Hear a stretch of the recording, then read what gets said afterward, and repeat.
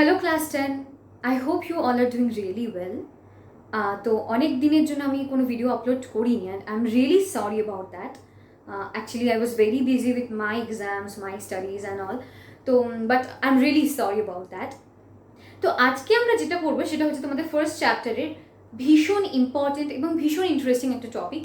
তাদের জন্য প্রচণ্ড ইম্পর্টেন্ট যারা এরপরে গিয়ে 11-12 বায়োলজি নিয়ে পড়বে বা তারপরে গিয়ে বায়োলজি পড়বে।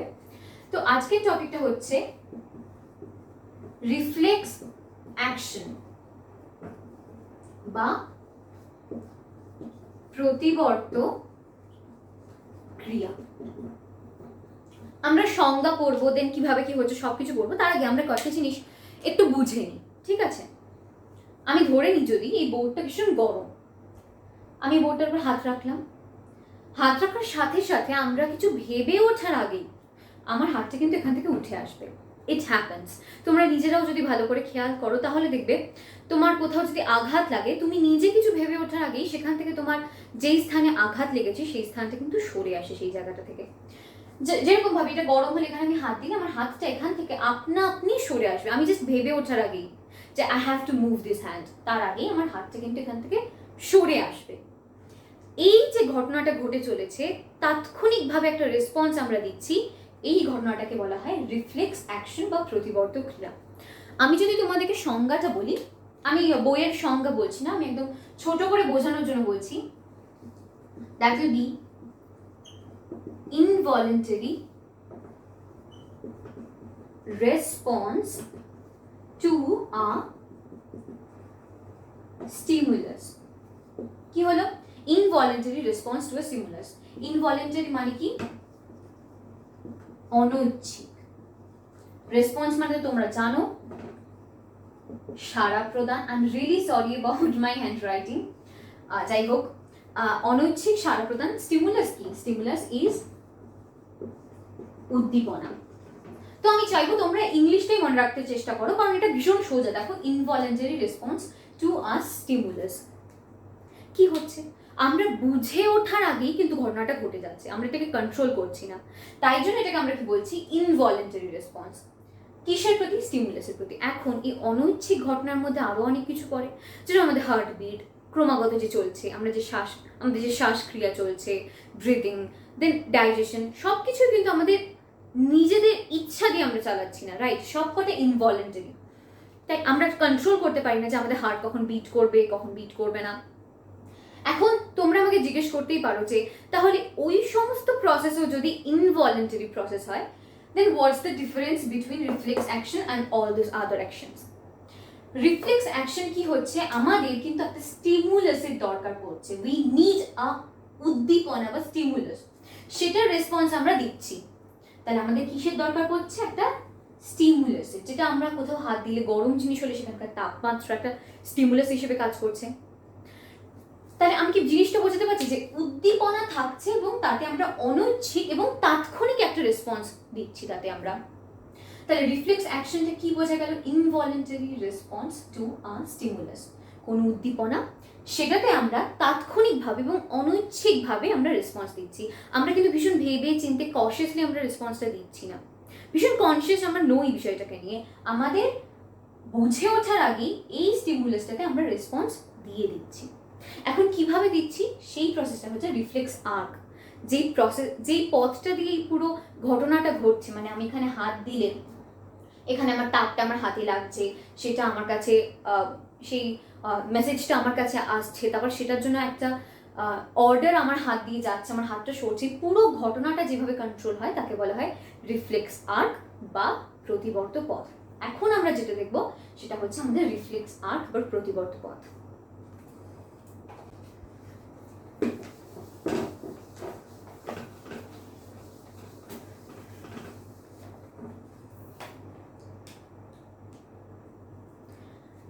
তো আমাকে এখন এখানে একটা ড্র করতে হবে, যেটা দরকার ডায়াগ্রামটা। তো আমি জাস্ট বোঝানোর মতো করে আঁকছি, কারণ এত তাড়াতাড়ি এখানে একটা ডায়াগ্রাম ভালো করে আঁকা সম্ভব নয়। তোমরা বই থেকে ফলো করলেই বুঝতে পেরে যাবে।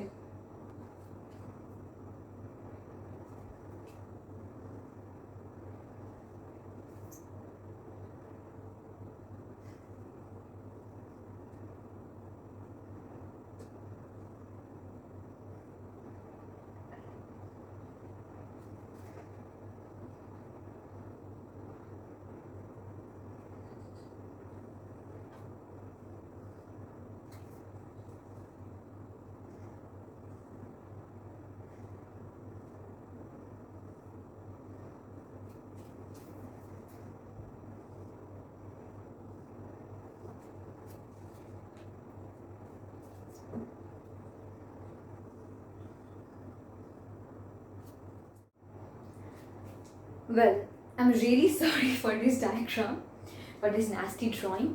যাই হোক, এটা হচ্ছে আমাদের সুষুম্না কাণ্ড, ঠিক আছে? এটা আমাদের স্পাইনাল কর্ডের একটা ওভারভিউ আমি দিচ্ছি এখানে। তাহলে এটা কি হচ্ছে আমাদের সুষুম্না কাণ্ড। আমরা আগে পড়েছিলাম আমাদের সুষুম্না কাণ্ড কি, আমাদের স্নায়ু কেন্দ্র বা আমাদের নার্ভাস সেন্টার। তো এটা হচ্ছে আমাদের সেই সুষুম্না কাণ্ড। এখন আমি ধরছি জিনিসটাকে এভাবে বোঝাচ্ছি, এখানে আমার হাত রয়েছে, বোঝার চেষ্টা করো। আমার হাতটা এখানে কোনো গরম জিনিসে লাগলো, এখানে আমি ধরছি সেই গরম জিনিসটা রয়েছে, ঠিক আছে? আমার হাত বরাবর এখানকার একটা নার্ভ থেকে আমার এই নিউরন, এখানে একটা নিউরন রয়েছে আমার, এই নিউরন এই উদ্দীপনাটাকে নিয়ে আসছে আমার হাত থেকে। হাতটা এখানে গরম জিনিসের কাছে গেল, ধরছি এটা একটা মোমবাতি, মোমবাতির আগুনের কাছে গেছে। আমার হাত এই যে উদ্দীপনাটা, তাপ, এই উদ্দীপনাটাকে এখান থেকে নিয়ে এলো, এখানকার নিউরনটা নিয়ে এসে কি করছে, আমি ধরে নিচ্ছি এটা আমার হাতের এক্সটেনশন এখান দিয়ে রয়েছে, এই নিউরনটা এখান থেকে আসছে,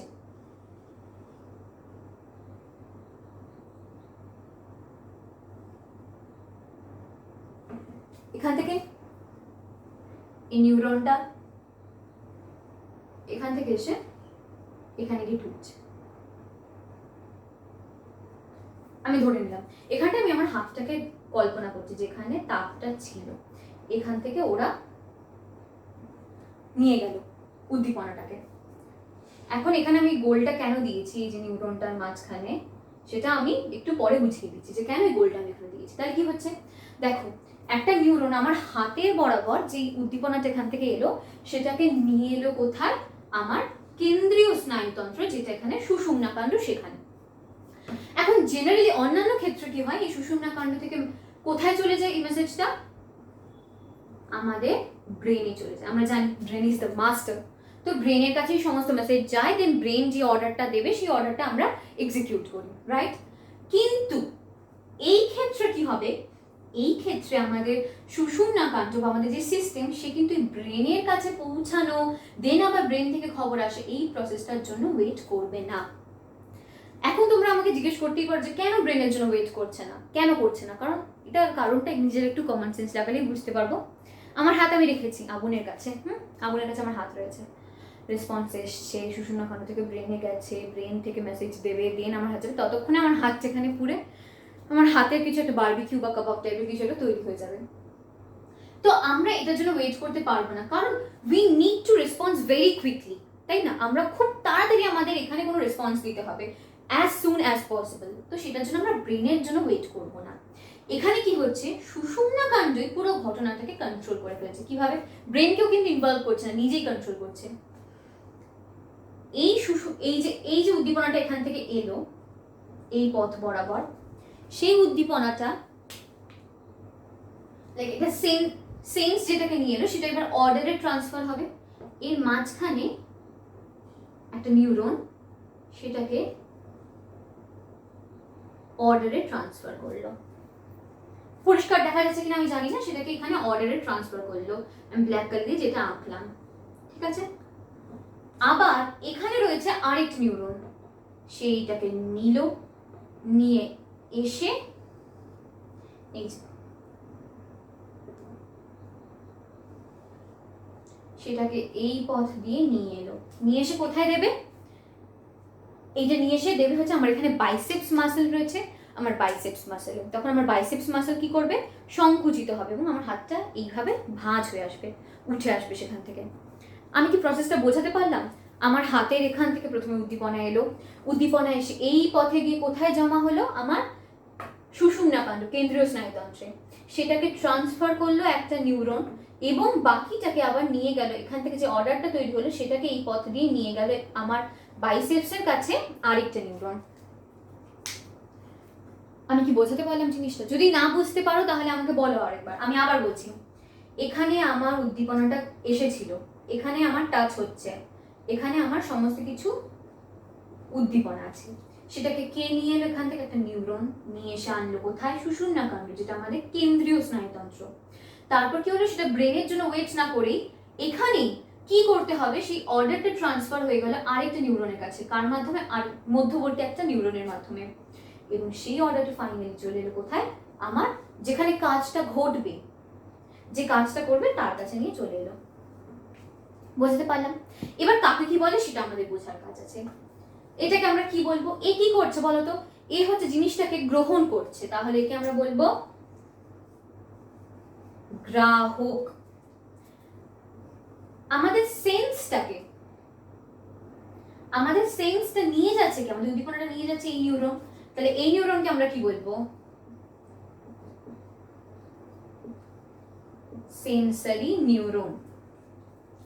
এর মাঝখানে একটা কালো রঙের নিউরন আছে, সেই কালো রঙের নিউরনটা কি করছে? এই সেন্সটাকে কি করতে হবে তার জায়গায় নিয়ে যাচ্ছে, তাহলে এই সেন্সটাকে আমরা, এই নিউরনটাকে আমরা কি বলবো? অ্যাডজাস্টরি নিউরন বা রিলে নিউরন। আর এই নিউরন কি করছে, কি ঘটবে, কি করতে হবে আমাকে সেটা নিয়ে যাচ্ছে, এটাকে আমরা কি বলবো? Motor neuron. আর এ কি করছে? কারক, ইফেক্টর। এটা হচ্ছে রিসেপ্টর, এটা ইফেক্টর। তাহলে বোঝা গেল কি কি ঘটনা ঘটছে এখানে। প্রথমে গ্রাহক অনুভূতিটাকে গ্রহণ করলো, সেখান থেকে একটা নিউরন কিন্তু নিয়ে চলে গেল আমার হাত থেকে আমার সুষুম্না কাণ্ড অবধি পুরোটাকে কিন্তু একটা নিউরন নিয়ে এলো। এটা বুঝতে হবে, পুরো ঘটনাটা মাত্র 3টে নিউরন দিয়ে কন্ট্রোল হয়ে গেল। কোন 3টে নিউরন? একটা সেন্সরি নিউরন ছিল যেটা আমার হাতের এখান থেকে পুরো উদ্দীপনাটাকে নিয়ে এলো আমার সুষুম্না কাণ্ডে। দেন মাঝখানে একটা নিউরন ছিল যেটাকে আমরা বলছি অ্যাডজাস্টরি নিউরন। দেন আরেকটা নিউরন কি করলো, এইখানে কি কাজ করতে হবে সেই মেসেজটাকে নিয়ে গেল কোথায়? আমার ইফেক্টে, যেটা আমার বাইসেপস মাসল এখানে কারকে, তাকে আমরা বলছি মোটর নিউরন। বোঝাতে পারলাম জিনিসটা? কেন আমরা ব্রেনের জন্য ওয়েট করছি না? কারণ this has to be very quick, as soon as possible we have to give the response. তাই তো স্টিমুলাসটা এমনই যেখানে আমাদের খুব তাড়াতাড়ি রিয়াক্ট করতে হবে, নইলে আমার হাতটা পুরো এইখানে দাঁড়িয়ে পুরো একাই পুড়ে যাবে আমার হাতটা, যদি আমরা ব্রেনের জন্য ওয়েট করি। তাহলে এটাই হচ্ছে ইনভলিউন্টারি রেসপন্স টু আ স্টিমুলাস, বা কোনো একটি উদ্দীপনার প্রতি আমাদের অনৈচ্ছিক এবং তাৎক্ষণিক একটা প্রতিক্রিয়াই হচ্ছে আমাদের রিফ্লেক্স অ্যাকশন বা প্রতিবর্তক ক্রিয়া, এবং যেই পথে এটা কন্ট্রোল হচ্ছে তাকে বলি আমরা রিফ্লেক্স আর্ক বা প্রতিবর্ত পথ। কি কি ইনভলভ থাকছে তার মধ্যে? There must be an acceptable receptor, যেটা হচ্ছে গ্রাহক, দেন আ সেন্সরি নিউরন, মাঝখানে কি থাকবে? একটি অ্যাডজাস্টরি নিউরন, তারপর থাকবে একজন মোটর নিউরন, তারপর থাকবে একজন কারক। এটা খুব জেনারেলাইজড, কোনো কোনো ক্ষেত্রে কিন্তু দেখা যাবে এই অ্যাডজাস্টরি নিউরনকেও দরকার পড়ে না, মাত্র দুটো থেকেই কাজ হয়ে যাচ্ছে, একটা হচ্ছে সেন্সরি, একটা হচ্ছে মোটর। কিন্তু আমরা এখানে সব থেকে সিম্পলেস্ট যেটা, সেটাকে আমরা এখানে বুঝলাম, সেটা হচ্ছে আমার হাত যদি তাপে গিয়ে লাগে কি হবে? তাপে লাগছে, এখান থেকে চলে এখানে রয়েছে আমার সেন্সরি নিউরন নিয়ে চলে এলাম সুষুম্না কাণ্ডে, মাঝখানে একটা অ্যাডজাস্টরি নিউরন আছে, সে বলছে কি করতে হবে আমার, তারপর মোটর নিউরন চলে গেল আমার বাইসেপস মাসেলে, গিয়ে বলছে ইউ হ্যাভ টু কন্ট্রাক্ট, তাই তো আমার বলছে যে তোমাকে এখন নিজের সংকোচন ঘটাতে হবে, তখন আমার হাত বাইসেপসের সংকোচন করছে এবং আমার হাতটা উঠে আসছে। এখন এই বাইসেপসের সংকোচনে হাত উঠে আসছে, এই প্রসেসটা আমরা এরপর এই চ্যাপ্টারেই পড়বো। আপাতত এইটুকু বোঝা গেছে তোমাদের সকলের। এখন প্রশ্ন হচ্ছে আমি এখানে এই যে গোল্লা মতোটা কেন পাঠিয়েছিলাম, তাই তো এই প্রশ্নটা এখন আমাদের মনে যাবে যে আমরা এখানে গোল্লা মতো কেন পাঠিয়েছিলাম। এই দিকটা মুছে দিচ্ছি। এই যে তোমাদের ডায়াগ্রামটা বইতে দেওয়া আছে রিফ্লেক্স আর্ক বা প্রতিবর্ত পথে, এই ডায়াগ্রামটা কিন্তু ভীষণ ইম্পর্টেন্ট। তোমাদের কোয়েশ্চেনেও দিয়ে দিতে পারে, বোর্ডসের কোয়েশ্চেনে যদি হয়, হোপফুলি হবে, যে এই ডায়াগ্রামটা আঁকতে হবে। এখন প্রশ্ন হচ্ছে আমি এখানে গুলটিটা কেন দিয়েছি। আমরা যখন কোনো একটা নিউরনের কথা ভাবি তখন আমরা জেনারেলি যে স্ট্রাকচারটার কথা ভাবি সেটা হচ্ছে সামথিং লাইক দিস।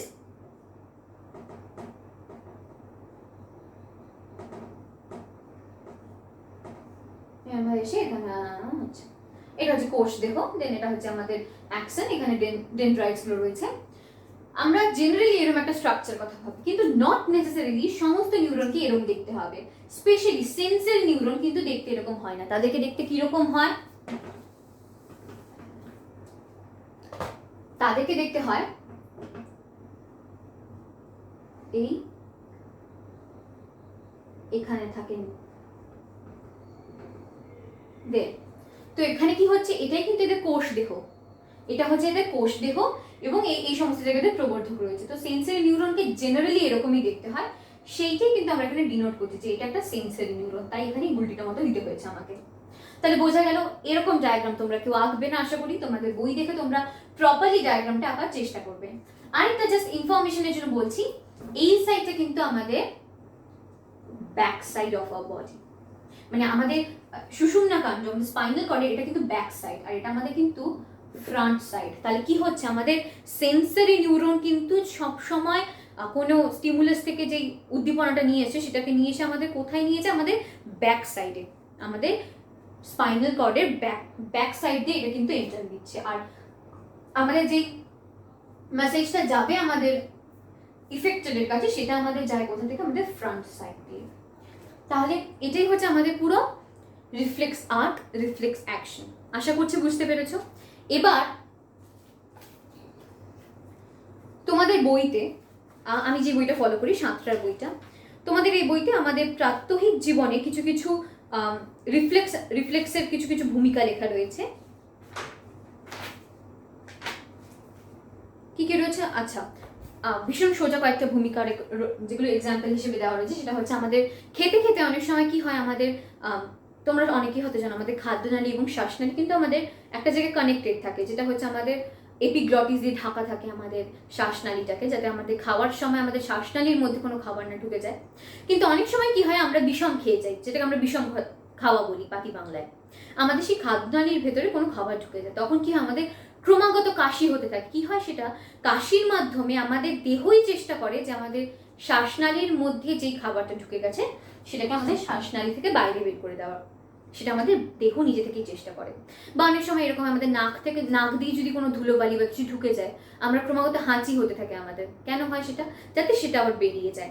বা চোখের মধ্যে আমাদের কিছু ধুলোবালি কিছু ঢুকলে আমাদের চোখ পিট পিট করে, চোখ কটকট করে, চোখ থেকে জল বেরোয়। এই সমস্ত কিছুই কিন্তু রিফ্লেক্স অ্যাকশন আমাদের বডিগুলো আমরা বুঝে ওঠার আগেই করে। যেন আমরা হাত দিয়ে যদি এরকম মোমের কাছে হাত দিয়ে ভাবি, মোমের কাছে হাত দিয়েছি, আমাদের হাতটা সরাতে হবে, গরম লাগছে, এতক্ষণ আমার হাত কিন্তু ওখানে কিছু একটা রেসিপি তৈরি হয়ে যাবে আমার হাতে, তা আমি বুঝে ওঠার আগেই হয়। তাই এটাকে আমরা কি বলি, ইনভলেন্টারি প্রসেস। আশা করছি তোমরা রিফ্লেক্স অ্যাকশনটা বুঝতে পেরেছো ভালো করে।